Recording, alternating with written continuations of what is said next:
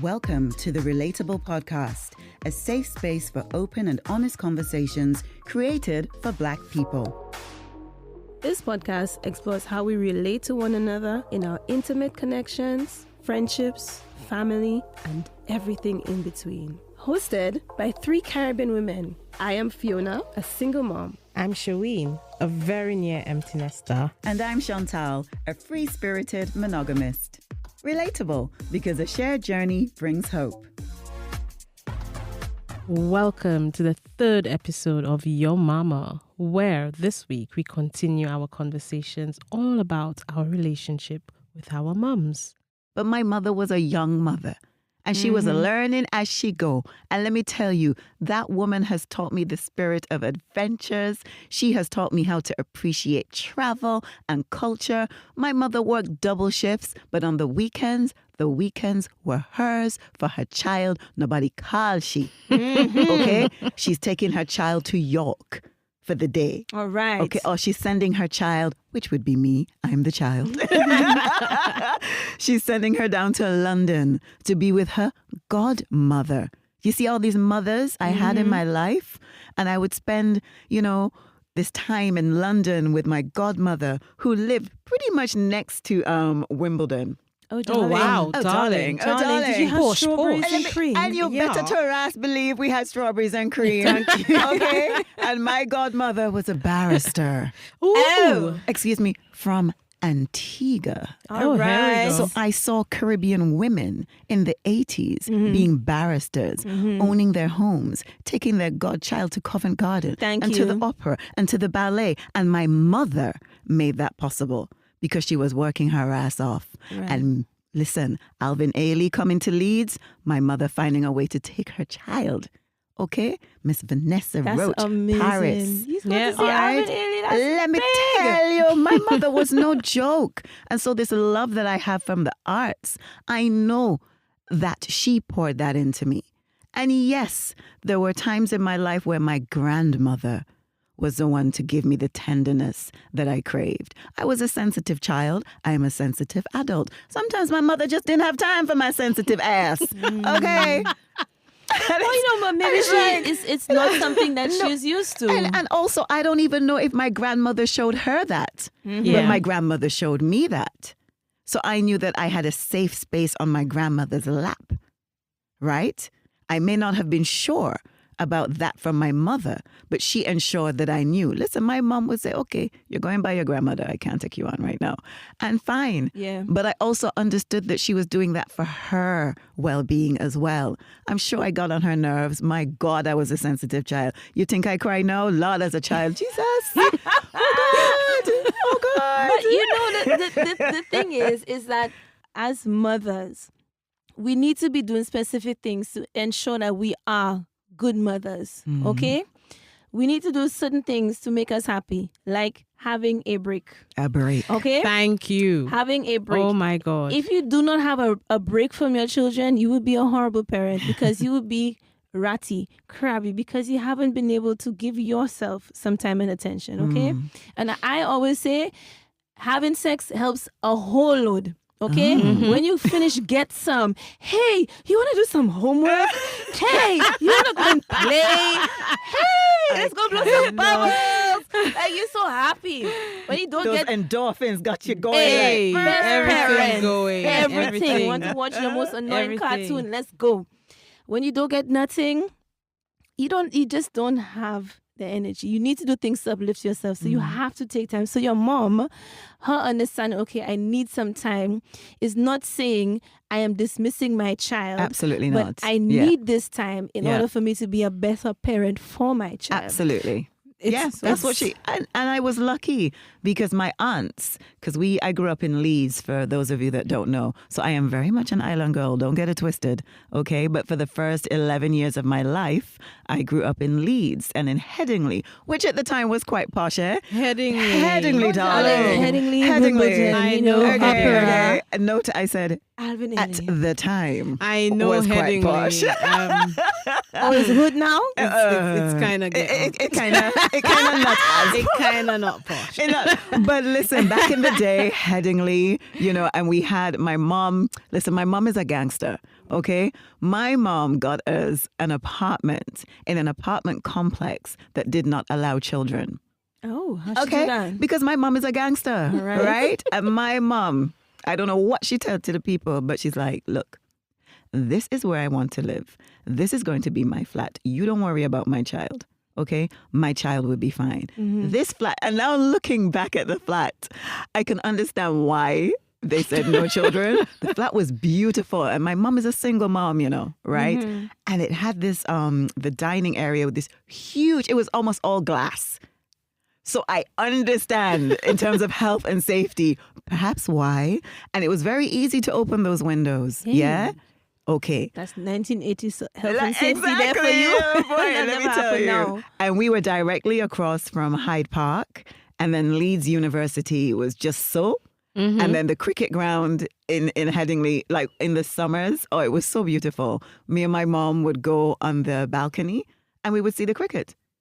And my mother did that shit. This black Caribbean woman, right? Determined that her child is going to have the type of life. She not care how many hours she have to work. My mom used to work in catering for Royal Mail. Yeah. And so her shifts were always up and down the place. But luckily, my aunts lived very nearby. My aunts, in fact, lived right next to my middle school, Bedford Fields Middle School, which at the time, again, was posh. It is not now. It is not now. I know it. Bedford Fields. I know the Jesus, Lord areas. help us. Okay. What happened? But what happened? But my aunts lived right next to my school. So when my mom had to work the night shift, she would take me to my aunts and I would stay with them. And the next morning, I go, like, literally, the school was right there. Brap. So I had this village of mothers and mother figures. And I feel like my mom, on reflection, was very instrumental in creating that around her child. That her child knew, okay, mommy may not be here, but you have auntie this and auntie that. Nana just lives on a bus ride away. Your cousins in Chapeltown, and even like my sister's godmother, who actually she should have been my godmother. But anyway, anywho, Auntie Heather, I had Heather. Auntie Heather was an extension of my aunt. She was my mom's best friend and still is. So I had all these people around me. And so when we moved to Nevis, I also had that already. I had Miss Paris down the road, Janet, Ronnie, this person, that. Because my mom worked a lot and my mom traveled and my mom went to school. My mom, I don't even know where she created this impetus to further her education because it wasn't shown to her. My grandmother and my grandfather were working. They were part of the Windrush generation. They come over here to work to make a better life. And they were busy. They were busy people. But my mom, I remember, I tend to get the ages kind of mixed up, but I think I was maybe between 5 and 7. My mom was here and got the opportunity to go to university in the Bahamas. Okay. Oh. So my mom she left to go and study in the Bahamas, and she was determined that she would not be separated from me for so long. So she then decided to send me to Nevis for the years that she was studying so that it would be easier for her to come and see me during the term times. Yeah. So I had this wonderful experience with my great-grandmother. Wow. I lived with my great-grandmother for 2 whole full years of my life. Of course, I had already known her. I used to see her every other summer. So I knew Mama. I knew Mama Lou, but I then spent these 2 whole years with her. And it was freaking amazing. Girl, you've had a proper village. A proper That's village the of thing, mothers. Yeah. Proper village of mothers. And I now recognize, like I said, that my mother purposefully did that. Yeah. I remember missing my mom, but not feeling That she wasn't around. that she wasn't around. Because my mom and I had a lot of fun together because she wasn't that much older than me.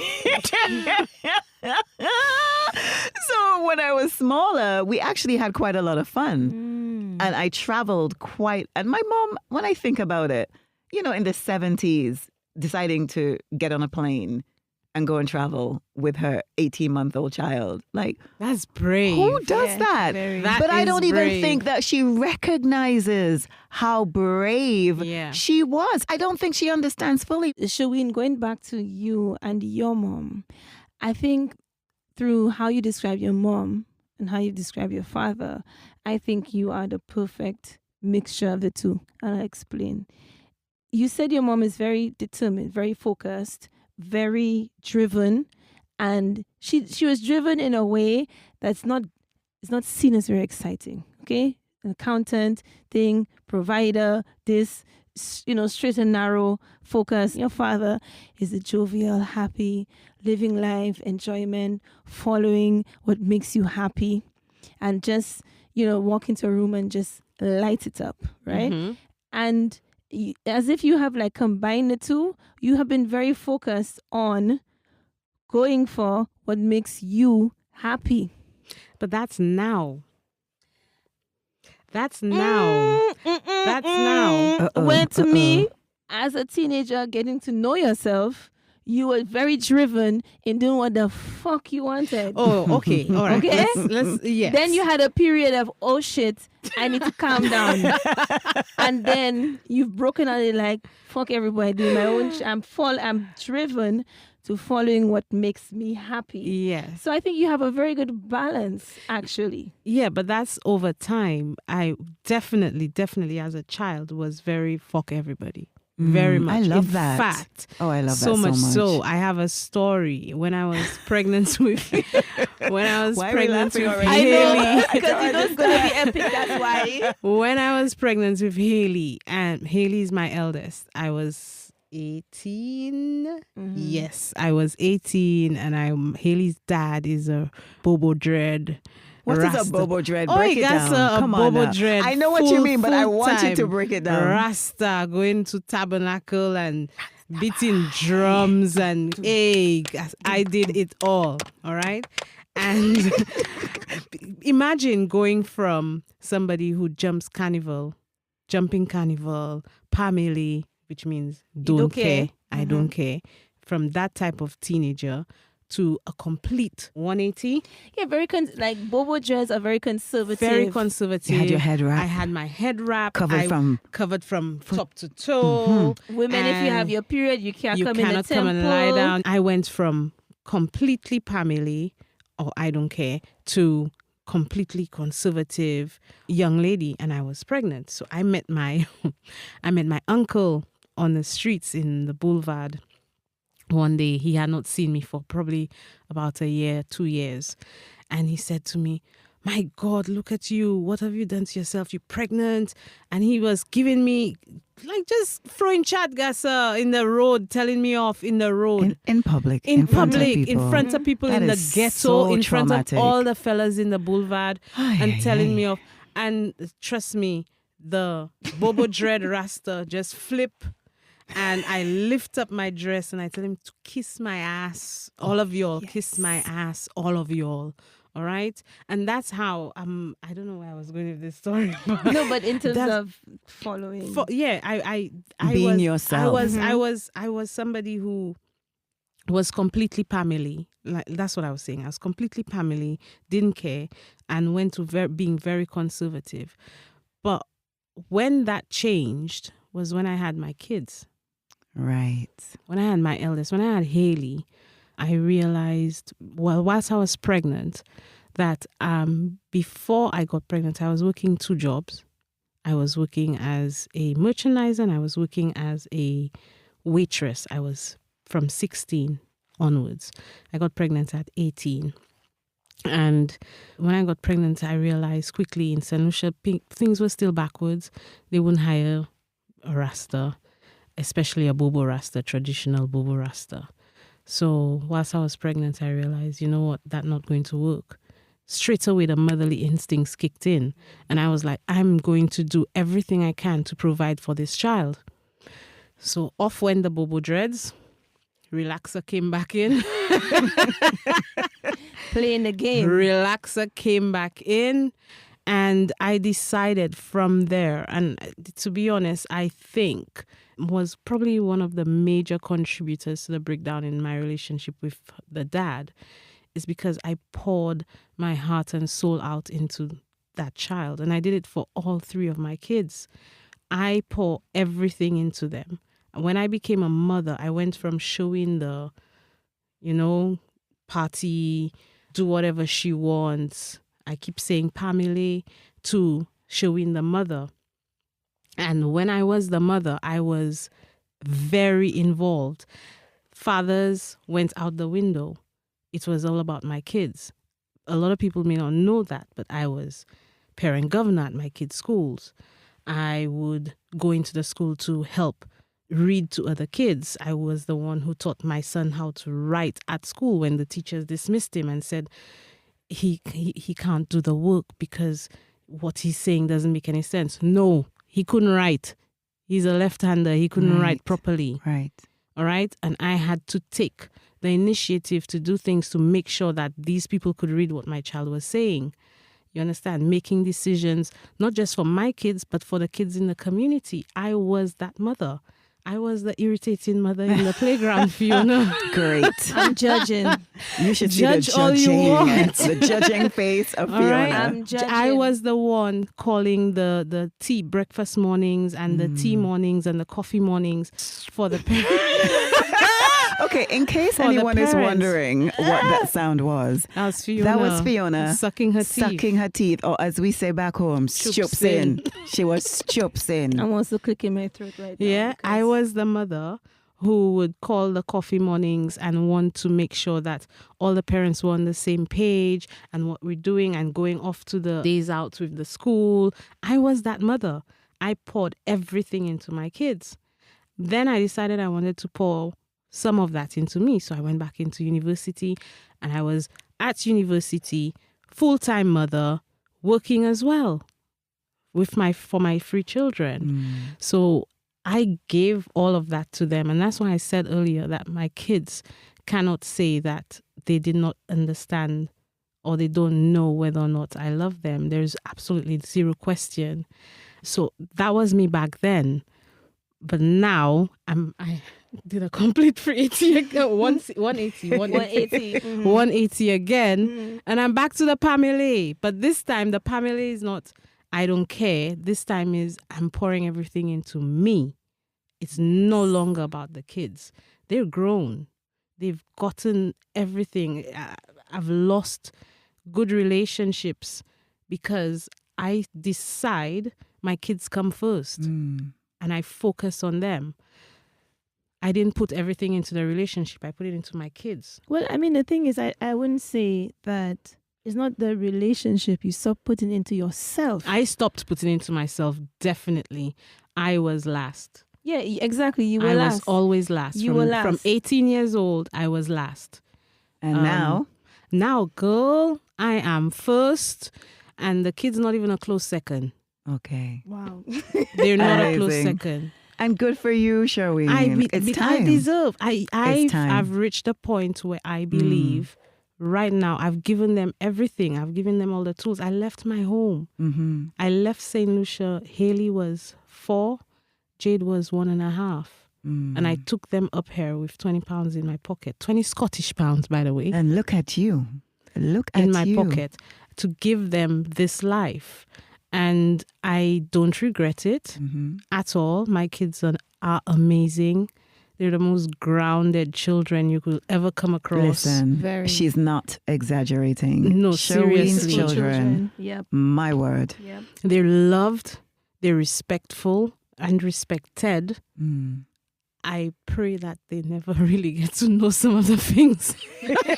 I don't think any of us fully ever want to know everything our mothers have experienced. I don't want to know. I don't want them wanna to know. I don't want them to want- know. They I don't know even, some. I don't even want to know that she had sex, even though clearly I my wish mother I had knew my sex. mother had sex. I wish I knew. Well, you know, I wish she I must knew. have. Yeah, A few times at she the very did. least. She did, but I think that would make me draw closer to her because of my personality. Right. And you will see it if you're ever around me and my kids. You will see the way, the This is relationship I have with the kids. My kids tell me everything. Beautiful. And I mean everything. Fiona is Sometimes it's a bit too Too traumatic much. for me. I'm like, hey, they tell me everything. I don't want to know if you were watching porn. I don't want to no. know if you've lost your virginity. Great. I don't want to know if you've someone. I don't my want to know that kids- kind We of good. stuff. We good. My We kids good. have no problem coming to me and asking me about a sexual position. And on that note, Thank you very much. we are about to wrap up this episode. I cannot. Like, how my child coming to ask me how best to be in a back shot? I mean, come on now. Oh, okay. So, you know, I'm it's been serious. such an amazing journey, you know, exploring our experiences with mothering.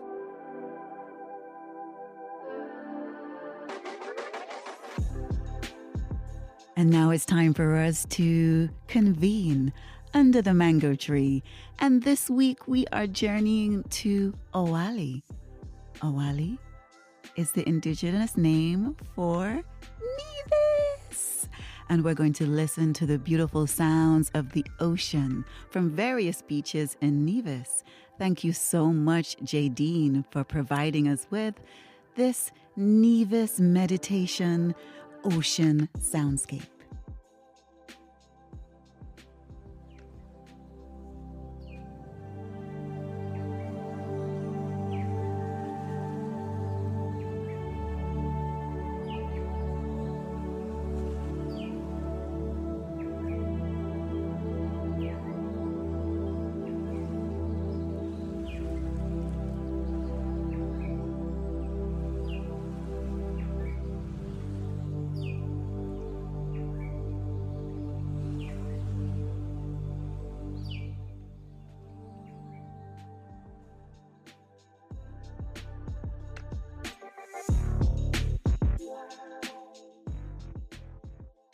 Chantal, before you close off, I don't want to talk about it. we're not talking about back shots. I want to ask you both a question. Oh. What are you most thankful to your mother for? Oh, well. That goes to the both of you. Okay, so this is how we're going to end? Yeah. This is how we're going to end. I am most thankful to my mother. You know what I'm thankful for? I am thankful. I'm so much. But what's coming up now? So in response to right now, I am most thankful to my mother for never bad-mouthing my biological father. Wow. That's big. And I'll tell you why. Because I have two dads. I have, as I said, you know, my biological dad, my stepdad, they're both my dads. And they dad me, father me in very different ways. And I appreciate them both in very different ways. My biological father made a lot of mistakes, a whole heap. And as we have said over and over again, our parents are human.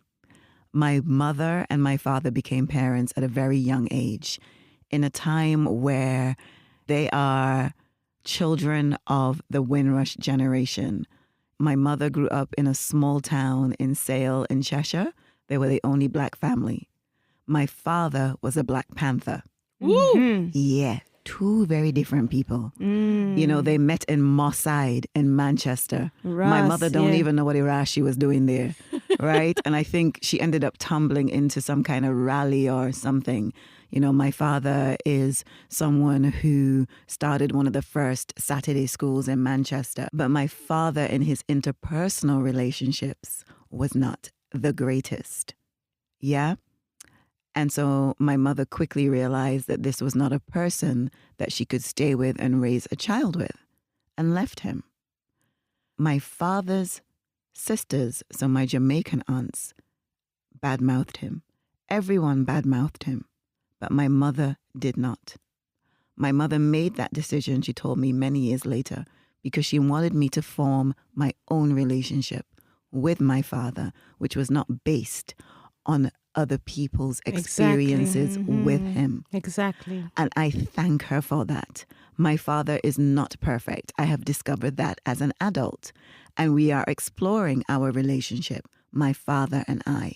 But I believe my openness to do so comes from that decision that my mother made to never murky his name to me. She would only tell me good things.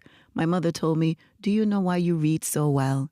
Do you know why you love books so much, Shani?" I would say no.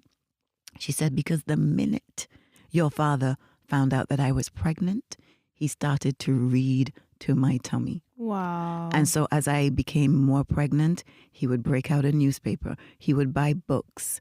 He would read to you. You came out and he was reading to you. She said, your father would be the one when you were sick and congested to turn you upside down and suck that snot from your nose, whereas I, your mother, would stand on the side and say, "Not me, eh?" Yeah, that's a real parent right Not me, there. eh? Yep. She said, but your father would be the one to change your dirty nappies. She said, because we couldn't afford Pampers. So it was all about the cloth. And he would be the one to wash off your vomit and wash off your shit. He was the one who put you on a tricycle and taught you how to ride that. You love cycling because of that man. You love to read because of that man. You love black people because of both of us, but your interest and your passion and your advocating for your community comes from your father.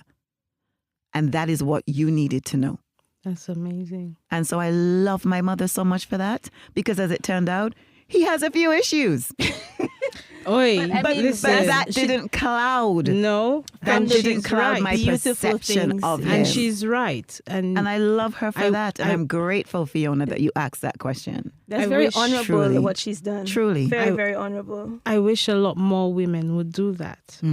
I did that for my kids, my girls. Their dad was in St. Lucia and I brought them up here. And as much as in my heart, I was like, my God, make an effort.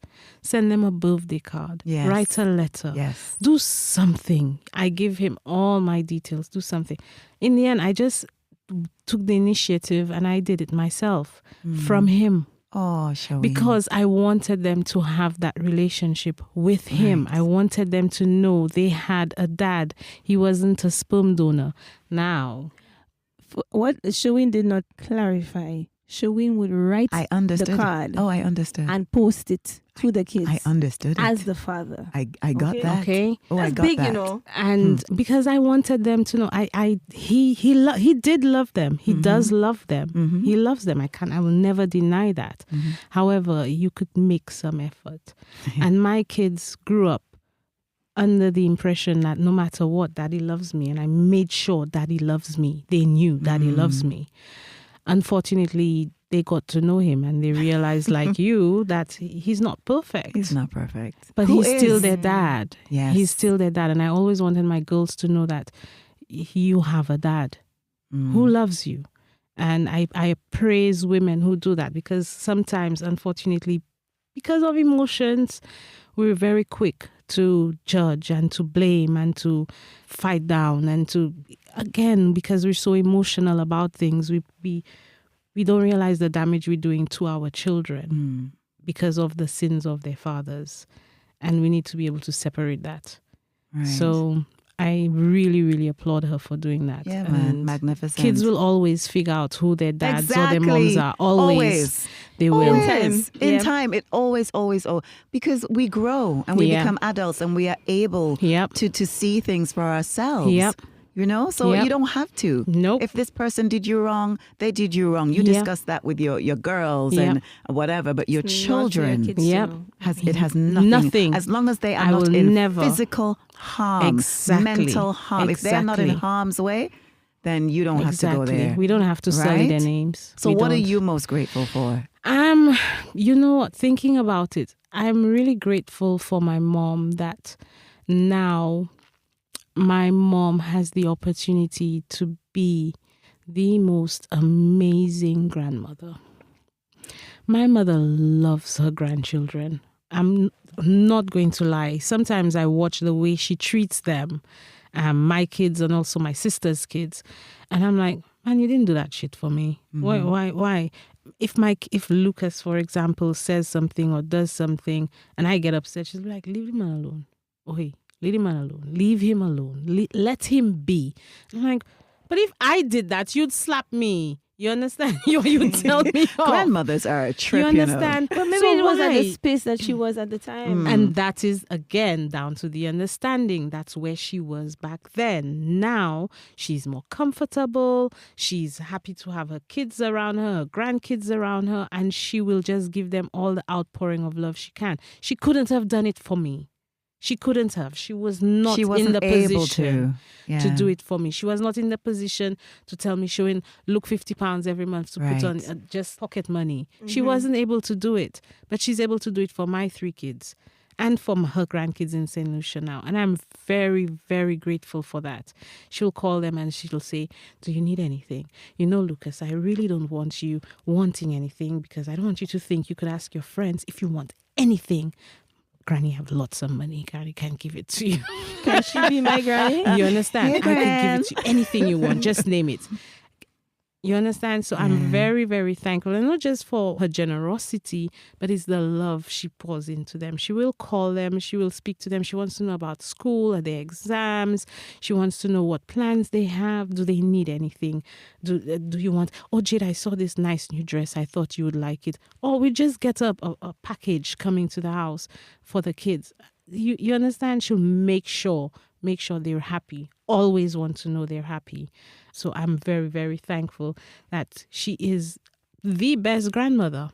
Wonderful. She is. She really Wonderful. is. What are you most grateful for, Fiona, as we wrap up? My mom, like my brother always says, oh, you're so soppy, you're so emotional, you're so this. But my mom is very, as we know, quite emotive, right? But one of the things she loves to do is make you pause and appreciate moments. So if we're somewhere, she would be, hey, look at that sunset. Isn't that beautiful? Or she goes somewhere, she'd be like, look at those fields of lavender or whatever. Isn't that wonderful? Oh, just let's stop and look at this moment. Look at this view. She always does that.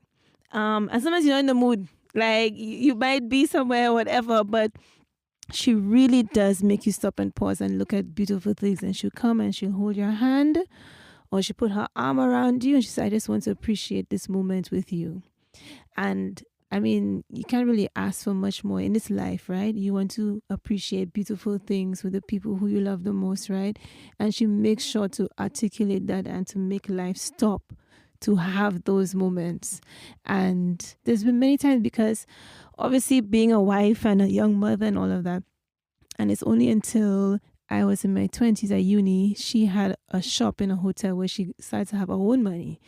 And she grew tired of waiting around for my father to make time for them to travel to all the places that she wanted to travel to. So because I was in London and she wanted to go and see these places in Europe, a couple of summers, we went to different places in Europe. So we went to like Russia, Czech Republic, we went to Italy, and different places, and do like road trips around these countries because she really wanted to see them. And she took a lot of time to even, sometimes she'd just say, look at this dish, look at the intricacy of how they painted it, and look, it must have taken them so much time. So she really showed me the beauty in the details, and to stop and pause and look at beautiful things and to share it with the people that you love the most. And I think that is something I couldn't be, I'm so grateful for that. Perfect.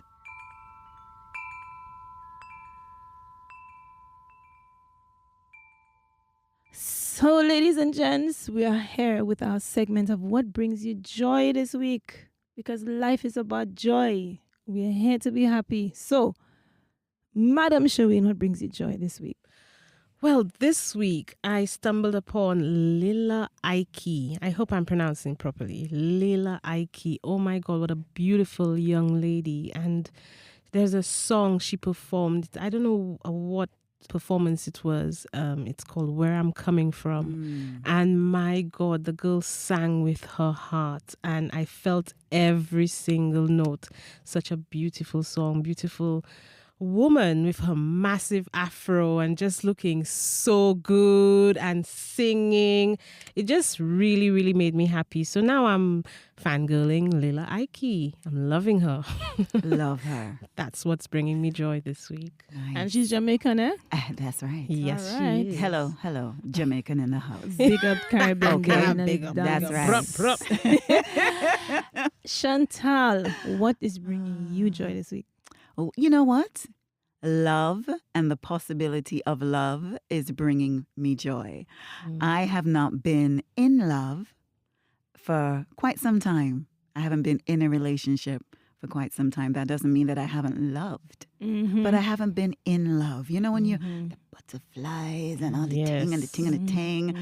And, you know, I've been listening to, I think just at the end of last year, Lucky Daye dropped his latest album, and it's comprised of duets.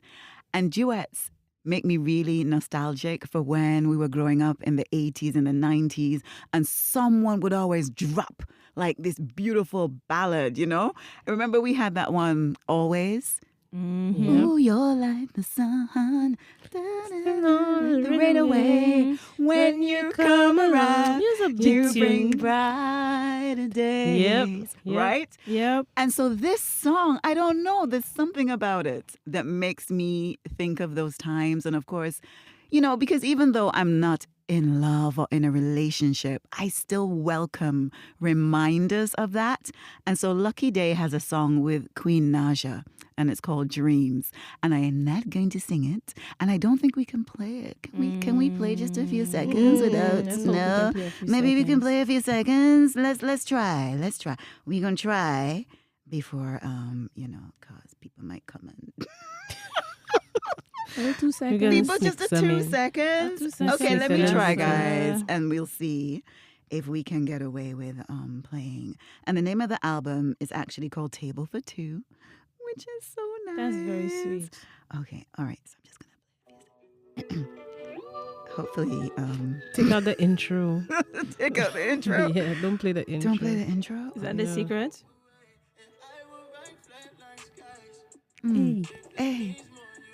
Hey. I mean, summer evenings with your boo. Yes. Me sleep, 'cause I don't want this love to leave.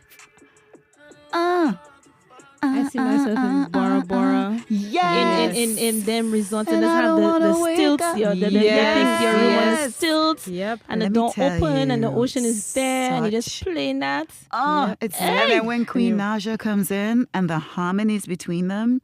So I'm going to read the chorus, and then you guys look it up on, you know, the music platforms. And if I'm dreaming, let me sleep.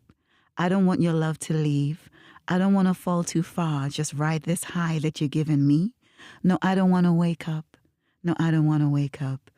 And then Queen Naija comes in. You don't even have to question if the feeling is mutual, baby. Just like you would do for me, nothing I wouldn't do for you. I mean, Simple I like have that. Goose pimples. I Yeah. mean, and I've been playing it on repeat, on a loop, and it fills my heart every single time. You know why? Because there's a lot of music out there that's very much, I'm a savage, you know, fuck feelings. And we kind of, you know, we kind of glorify being cruel to people and not, kind of fuck feelings. Like, just don't want to kind of express openly love to someone. It's like it equals weakness. And it's nice to hear you don't even need to question that I feel the same about you. I mean, That's a very beautiful thing. It's so beautiful. And every single time I play it, Fiona and Sherween, my heart. I don't know if you guys used to watch, I've forgotten the name of the show. Jane the Virgin. Yes. And every time wish she I was could. falling in love or someone was Yes. feeling love, you would see their heart kind of Yeah. glow. Yeah. And every time I listen to this song, that's how it makes me feel. It makes my heart feel warm. So that is what has been bringing me joy this week. Amen. And that's a beautiful beautiful. joy. Beautiful, beautiful joy. What has been bringing me joy, not just for this week, but for many weeks, because I've known about this song for a while, is a song called Mango by KAMAUU. I don't know this artist. I came across him randomly when I just left YouTube Play, and the song came up. And it's a duet as well. And I love, actually, I think I haven't put enough importance on how beautiful duets are, and it's male to female duets. And it is a male to female duet, and the song is called Mango. And what is really beautiful is basically the man is saying to the woman, you have found someone else, but I love you so much that I love him too, because he's giving you all the things that I believe you deserve in life, because I could not, and I recognize that I could not give you that. So the song, the lyrics on his side says, if you found some other dude, what would I do? If he truly loves you, if he loves you truly, how could I not love him too? If he improves you more than I used to. I mean, that's a big man line, Big. Yep. To recognize that you are not able to, because we confuse love and possession a lot. And we think that because a man is very possessive of you or demands things from you, that equates to love. But he is recognizing that he wants so much for this woman that he's willing, he doesn't need to be in the equation. So if you really love someone, it's not about what gratification you get from your being in their presence, right? And he says, I don't want nothing but you. It's kind of like a trick line, right? I don't want nothing but you, even if it ain't from me, because a lot of people say, I don't want nothing but you. I don't want nothing but you.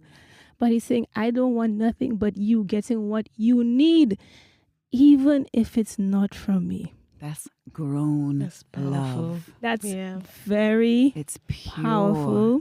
pure love.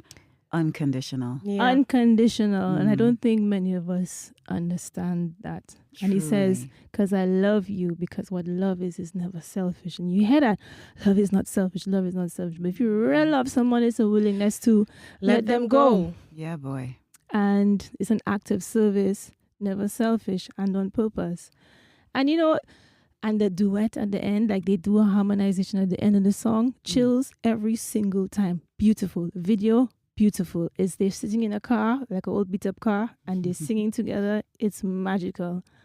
But that gave me hope, because we all have hope about love, and it's not about being naive, because it's never perfect. But within that is a willingness to give, to try, and also just you want the best for the person you love. So that's what brought me a lot of happiness. And even if that best is not you. Thank you. Amen.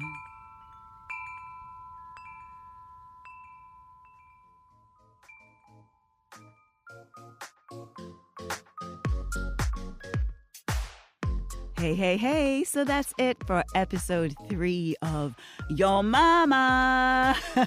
We've been exploring relationships with mothers, mother figures, according to Fiona, motherships. And thank you all for listening. We will be back next week, Wednesday. Remember, Wednesdays are when we drop our new episodes. You can find us on Spotify, Apple Podcasts, Acast, Google Play, SoundCloud, and wherever you get your podcast fix. Please do remember to subscribe. I beg, subscribe, rate, and review us. Remember, relatable, because a shared journey brings hope.